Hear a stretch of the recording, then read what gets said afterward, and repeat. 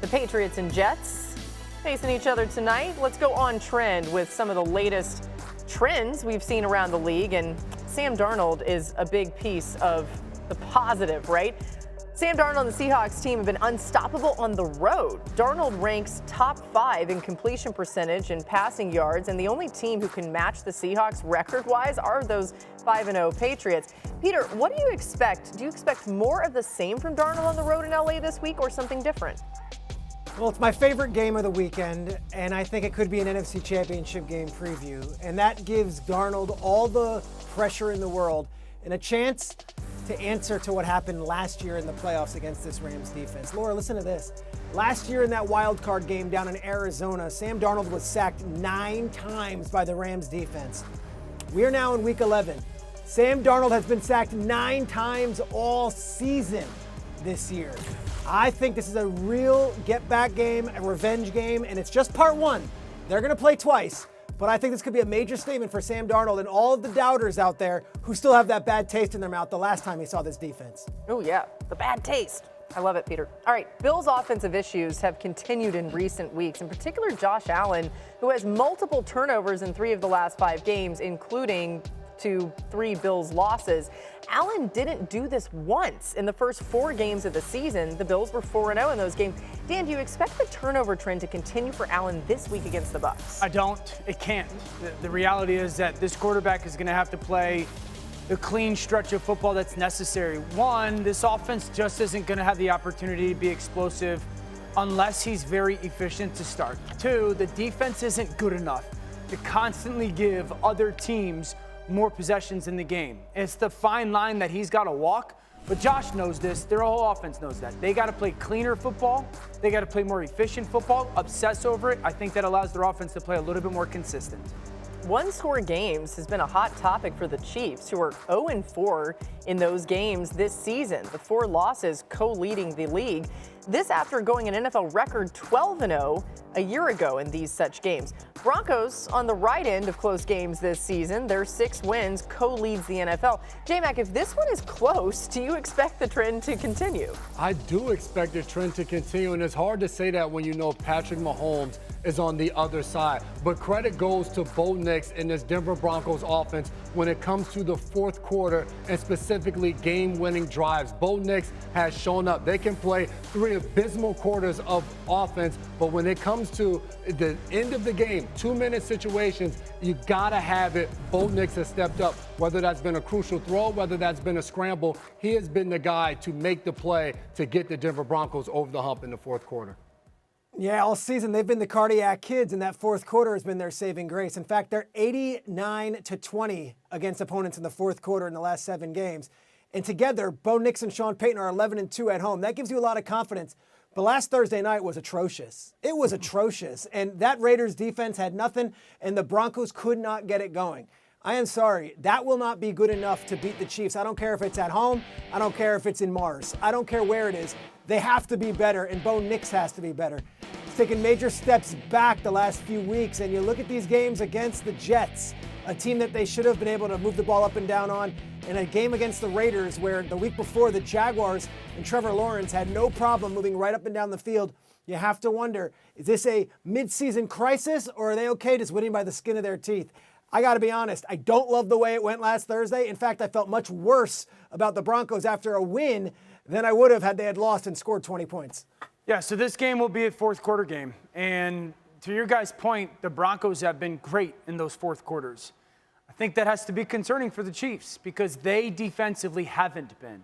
And when you're trying to figure out why the Chiefs could be 5-4 and potentially 5-5, this team defensively has for years now had a person or a scheme that it could turn to in those massive clutch fourth quarter moments to get off the field. It's been Chris Jones. He hasn't been that guy this year. It's been Spags dialing up one of those crazy exotic pressures from all over the place. Someone comes free. Hasn't been the case this year. And I think this is a game that if we look back, is this going to be something where we say, you know, we can blame the offense all we want. That defense has not found that closer, whether who or what to get them off the field. And I think a lot of it, to what you're saying, is the who. I think when you look at whether it's a George Karlaftis or specifically a Chris Jones, he has been the guy to make play after play, or Trent McDuffie in the secondary. And when you don't have that, you got to imagine Spags is still dialing things up. I think the problem, though, J-Mac, is I would say they want McDuffie being the pressure guy in those situations. Can't right now. But you want him to be the coverage guy in those situations. Him and Watson have been on the outside, or he's in the slot covering someone. He's your best cover guy. So when they lost L'Jarius Sneed, you didn't have a replacement for him on the outside. You're vulnerable if you start moving and blitzing Trent McDuffie. So that makes that damn near impossible to really be able to do it. Yeah. And guys, if this does come down to the wire, the Broncos plus 60 on the scoreboard in the fourth quarter this season, only plus 2 in the first 3 quarters. They turn it on when it matters most. And that hasn't been the case for the Chiefs, as they've lost some of those close games we were telling you about. Really interesting media session today with Justin Jefferson. Says he wants to get back to his savage and effort mode. Admitted his frustration on Sunday and addressed not chasing players who intercepted passes. Now then, Justin Jefferson posting today on the 3-year anniversary of this catch. Let's just watch it. It's insane. He says needs to get back to year 3 Jets. He's talking about himself, of course, being Jets. Really interesting. So he's sort of like owning this and saying it needs to be more on him maybe a little bit, but Good on him. felt Good like, on him. I agree. I also felt like that number 2 about the amount of separation that he's getting, like, is pretty telling. Dan, why haven't McCarthy and Jefferson clicked yet? Yeah, I mean, it's both of them. It takes 2 to tango type of thing. I think there's moments when J.J. McCarthy puts the ball and you would expect Justin Jefferson to make the catch and he doesn't. That's a rarity. And then there's times when Justin gets open and J.J. just misses him. This is a corner post down in the red zone. Just a very difficult throw. Quarterback, I got to trust you. I'm going to cut it loose now. Justin, you have no idea the ball is actually coming out of my hands. It's a pearl. It's absolutely perfect. Justin drops it. That's a rarity. Good defense, baby. That's a drop. Okay, that now he's in the number 3 position. I run him on that widened sail and or corner route. Justin Jefferson's wide open. He does a great job of getting lost behind the defender. I missed that by 2 yards if I'm the quarterback. I can't have that. This is his vintage route, the shake route. He seams inside, gets vertical, and now JJ's, I got space. Do I throw it over the top to the sideline or do I drive it? Justin thinks I'm going to the sideline. JJ drives it. I think that's why you see what looks to be that egregious miss. So I think it's just, this goes back to not being around last year. Yes, there's an offseason. And then all of a sudden not being around much this year during the season and getting the reps. And so I think it's that combination of it just takes a long time to see it the same way. Yeah, and to your point, I think for J.J. McCarthy as a young quarterback, you're still learning how to figure out how people are defending Justin Jefferson, because when you have such an elite wide receiver, it may change from week to week. You have to get used to when they're doubling, when they're showing over them, and when they're not. And even in that Ravens game, they played Justin Jefferson multiple ways. And to your point, they threw one up to him. He didn't come down with that catch. Right. But what I was impressed with right here, he's going to run this double move. He's going to take it what we will call a digging up. And right now, J.J. is locked in on Justin Jefferson. He knows this is a play that they designed, and he wants that. He's blanketed. 2 guys over there. By the time he tries to come back across the field, it's too late. And then right now, you're going to see Justin Jefferson just running an in cut. But Gilman, the safety, right now, J.J. McCarthy's looking over there. This is a veteran move. Open up and show as though you're getting over the top of him to make you think that you're doubled or you have a safety over the top. But then you're just dropping down to be a robber, but it forces the quarterback to get off him. So I think the nuance of how people defend Justin Jefferson, as they continue to work together and McCarthy gets more experience, he'll learn how to do it. Good point. Yeah. The NFL's funny. 2 weeks ago, they beat Detroit, and we're all raving about J.J. McCarthy. He went into that 9 mode, and he did what he had to do, and he made the big pass on 3rd and 5. I watched this entire game last week. I was on a runway in LaGuardia watching this thing every snap, and I'll tell you, they had 8 different pre-snap penalties. You can't win that way. So they're behind the sticks before they even get started. They still averaged 6 yards a play. It wasn't like they weren't moving the ball up and down on the Ravens. They were just sloppy, and then the 2 picks were killers. I'd like to give him a little grace. I know we're tough on J.J. McCarthy because of his draft class and what we're seeing from Drake May and Jaden Daniels and, of course, Bo Nix and Michael Penix and Caleb now. But, gosh, this is going to be what? Start number 5 in his career? I'd say let's slow down. Let's give it another go here. He's already beaten this Bears team. They're at home.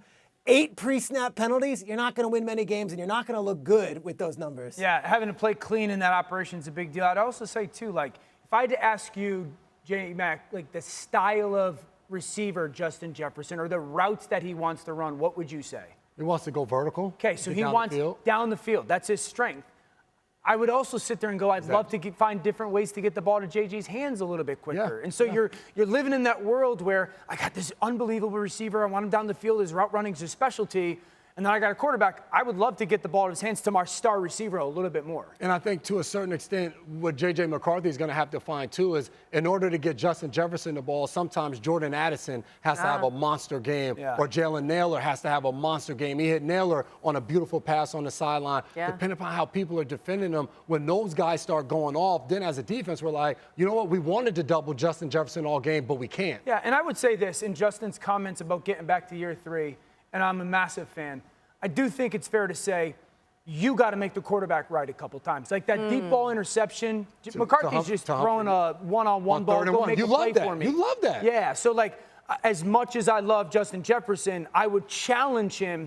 You make this young quarterback right more often than not because you're that great of a player. Peter mentioned the draft class, of course, Caleb Williams at the Vikings. That's what's happening on Sunday. So maybe even a little additional pressure, but you never know.